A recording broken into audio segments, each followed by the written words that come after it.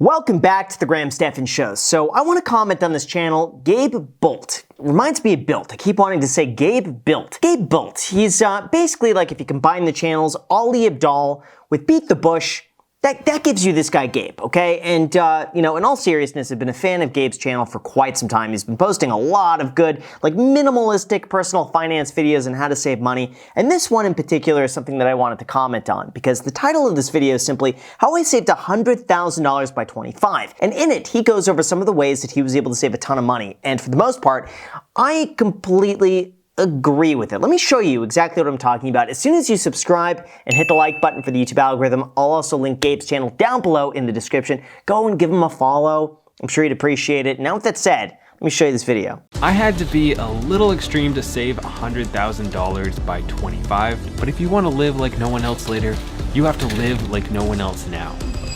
These are the ways that I actually did it.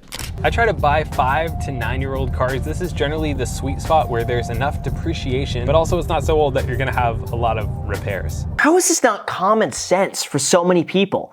As soon as you drive a car off the lot, it's gonna lose a ton of value.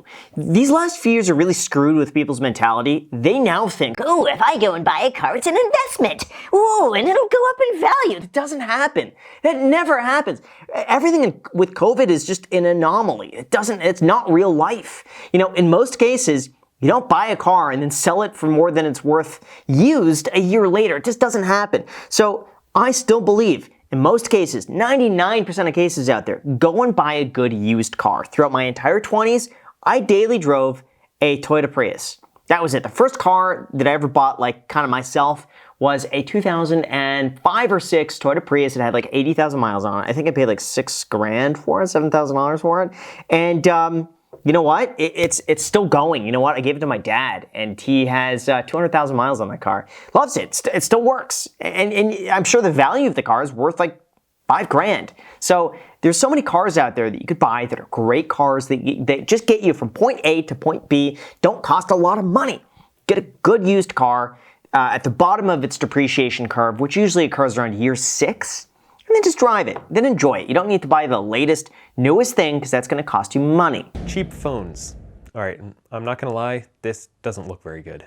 This is actually the first nice phone that I've ever bought before. I always had Google Pixels, which were a couple $100. They work great. You know what? That's kind of true too. Throughout, again, most of my 20s, I had a used Galaxy S2. That was my phone. Now, admittedly, when I switched to the iPhone, it's so much better. I went from iPhone to the Galaxy, then back to the iPhone, and I love the iPhone. But I had that Galaxy S2 for quite some time. It was fine. Did everything it wanted. You just use it really to make calls and text messages. That's about it. Now you can get great, cheap, used phones for a fraction of the cost of new. Now all the phones are pretty much kind of caught up to each other, so you're not really getting that much more with the newest The newest iPhone is really just a better camera and video. That's all it is. If you want to shoot nighttime footage and you want the darkness to show a little bit better, just spend $500 more. You want more space? Get a terabyte. It's you don't need any of that stuff. Get a good used phone. That's it. Not shopping sales. I stopped shopping sales. I realized that you can go broke saving money, and that even if something was $100 and you can get it for $50, that's still $50 more than not buying it at all if it's not something you absolutely need. So the last couple of years, I've tried to not buy anything unless I absolutely need it. I totally agree with that. I don't know what it is, but I just stopped enjoying buying anything. I don't want a single thing anymore. It's just clutter at this point. Anything else you buy just sits there. There's nothing. The only thing I buy now is stuff to save me some time. That's really it. Any material thing, no desire for it anymore. Besides good watches. I think a good watch, maybe that could go a long way.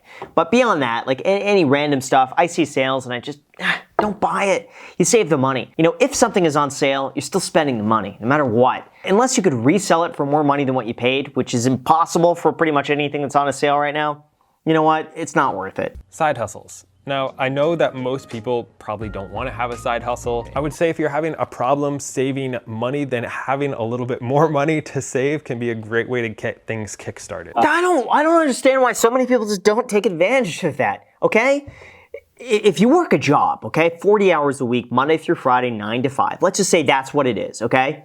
You still have evenings and weekends. You still have another 40 hours in the week that you could work to make more money. If your goal is to save up for something, or you want financial independence, or buy something, whatever it might be, work more. Find any other part-time job that you could do. You have evenings and weekends.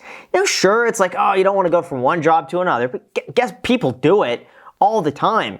So many people do that just to make ends meet. And if you're able to do that just to save more money for the purpose of that, it doesn't have to last forever. But you could certainly do it, especially if you're in your 20s. That's the time to do it. Throughout my 20s, I worked probably 80 hours a week, maybe 90. I'm sure there's some weeks where it's like pushing 100. And those are weeks where I'd be like full-time real estate agent, get home, then make YouTube videos, fall asleep at 2 o'clock in the morning, wake up at 8, do the same thing again. I loved it. I mean, you have to enjoy the process too, but like that's what it takes. If you want to get to that point, you have to do that. There's no way around it. Like, you can't be lazy when it comes to that. I think a side hustle goes a long way. I cut out drinking. If people come over or if we're at some type of event, I will have a drink. But for the most part, I realized that it didn't really add anything to my life. Especially when you go out to a restaurant, it's like 14 bucks to have a drink with your meal. For us, that was just something that is just not worth it. I agree with that too. I stopped drinking 4 years ago, give or take. Now, I've never been a big drinker. I mean, that's the thing. But like, I'm talking usually when I would go out and have a drink, it would be like, 3 drinks maybe in the whole night. Maybe 4. If things were getting crazy, I'd have 4 drinks. But I just stopped because what ended up happening was that I'd have a drink or two, and then I'd wake up the next morning and just feel like crap. And I'm like, if I want to operate at my peak performance, if I want to do my best work, drinking takes away from that. I don't do my best work. I'm like, the edge is gone, okay? I'm still there, I can still do my work, but I don't have that extra little, push. Drinking was not worth it. It's like, is that one drink that I'm spending money on worth sacrificing the advantage that I have the next day? No. There is no amount of money that was worth sacrificing for that drink. It didn't have that much fun. So what I started doing is trailing back. It's just saying, okay, you know what? If I go out, I'm never gonna have more than one drink. That's it. And then it got to a point where it's like, well, what's the point? One drink, I don't enjoy it that much, so like I may as well just do 0. But so much better on 0. So much better. And you know what the opportunity cost of drinking is? Just like nothing good happens after 2 drinks anyway. So keep it under 2 if you're gonna do it, or preferably cut it out altogether. It's really not gonna make that big of a difference. Renting out extra space. Over the past 3 years, we have moved 3 times, and each time was to a multifamily where we lived in one unit and rented the other ones out. This allowed us to have them cover our mortgage, taxes, and insurance, and in essence live for free. I agree with that. That's exactly what I did. Move in a duplex, live in one side, rent out the other.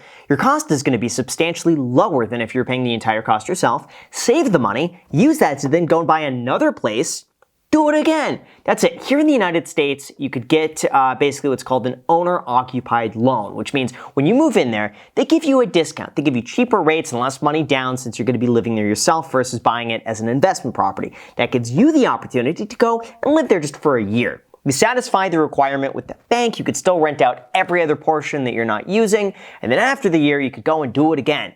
It's perfectly legal. Go and do that. People just think, I don't want to be a landlord. But guess what? Like, if you want to save a ton of money, there's so much opportunity in that. And you know what? Just be friends with your tenant. I've never had any negative experiences living next to someone. Everyone has been super nice and would highly recommend it. Gets you into real estate. By the way, if you're getting any value out of this, it would mean a ton if you would subscribe. I'm trying to hit 500,000 by the end of the year. And if I get there, I'll finally be able to get a Tesla. Being lazy. So I would rather Tesla. Being lazy. So I would rather. What? That's a cool shot. I had to retake that a few times. You put the couch on its side. That is neat. See, creatively, very much like Ali Abdaal. It's like these really cool, creative, great shots with the frugalness of beat the bush. Yeah. I look at everything as I have to work for an hour in order to buy that shirt, or I have to work for a week in order to make that car payment. I don't want to do that. I'd rather have a cheaper car. I'd rather cook food at home. I don't want to work harder than I have to just to buy stuff that I don't need to impress people I really don't even care about. So just be lazy. You know, that's another really good point. The way I looked at it was slightly different, but like along the same vein of things. Let's say that I wanted to buy something that was $100. I would think to myself, well, if the average investment return that I get, let's just say from real estate at the time, is 6%. That means that I would have to invest $1,666 to be able to spend $100 a year on, something, whether that be a pair of shoes or a shirt or whatever. So I would see that as, well, I can't buy that until I get that amount invested. Or I'd see that as, I'm spending $100. That $100 is really worth $6 a year for the rest of my life if I invest it. So every single thing that I'd spend money on, I'm like, is that worth that amount every single year? No, not worth it. Not going to buy it. And that served me well. Taking free money. I'm not gonna lie, I am not above taking free money. And I know what you're thinking, who's offering you free money? Let me explain. Signing up for credit cards that offer huge bonuses. Generally, that bonus is anywhere from $400 to about $1,000. It's funny, I still do that. Just opened up a new Chase card and 100,000 points right there. Go and redeem that, and that's like a first-class ticket somewhere. So for free, with money I was going to spend anyway. So it's not like I'm finding things to spend money on. It's like, all right, I'm going to spend money anyway. May as well put it on this card and get bonus for it. There's so many opportunities out there. I even got $500 from Ally Bank. They said that if you moved, I think it was like up to $50,000 in there, you get 1% back. And I was like, you know what? I'm with Ally Bank anyway. I like Ally Bank. Move an extra $50K in there, get $500. I'm happy. They're happy. And it's free. I have money with them anyway. I use them anyways. I may as well just do that and get an extra $500. It's so silly.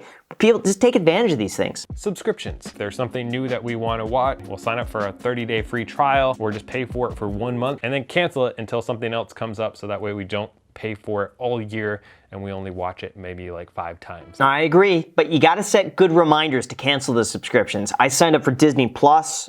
Oh man, I did the free trial thinking, oh yeah, this is great. I'll remember to, nope. Never remembered to cancel, and here I am, still with Disney Plus. Would I rather have the cash? Look at something and ask, would I rather have the cash or would I rather have this thing? Do you regret buying this? Would you trade this for $5, $10, $100, $1,000? And for me, the answer to most of those things was yes. I think the exact same way. Everything. I always think, would I rather have the money? And yeah, that stopped me from buying so many things, because in most cases, I would just rather have the money. It's crazy. So I've gotten pretty good to the point where now I could look around and think, I like the item more than I like the money aspect of it, because most of the stuff I do is for business anyway. But beyond that, I don't know.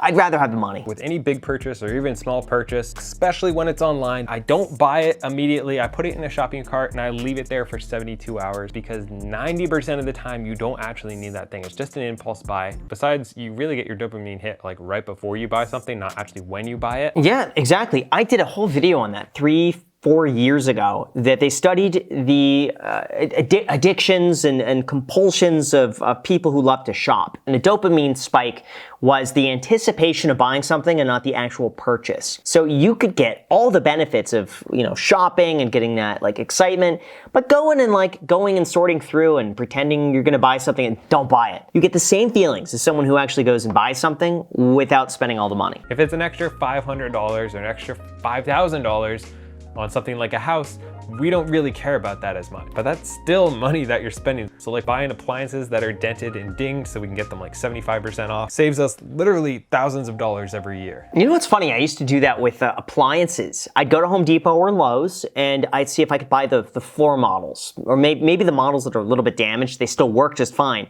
But I've gotten huge discounts. Just one, because it's like the washer or the dryer had like a slight ding in the side of it. And because of that, it was like 60% off. It's a little ding on the side. Like, you don't look at the side of the washing machine. It's like so stupid, but you save money from that. It doesn't make any difference. They come with the same warranties. So if that's the case, just get the dinged one, get the damaged one. It's the same thing. Earning more. At some point, you can't really save any more money and you have to actually start earning more money. So for me, I started a side hustle. It was YouTube for me. I tried real estate. I tried like 15 other things. They didn't really work out. And eventually that turned into my full-time thing because I knew I had a cap at where I was working before. I totally agree. There's nothing in this video I disagree with. Everything is fantastic. Let me know your money saving tips down below. Be interested in reading them. And as always, you know what? How about this, guys? If you want a free stock, it's worth all the way up to $1,000. our sponsor, Public.com, has that for you down below in the description when you make a deposit with the code GRAHAM. So there you go, guys. That is another way that you could save. You could make a little bit of money that way. So there you go. Thank you so much for watching. And again, Gabe's channel is linked down below in the description. And until next time.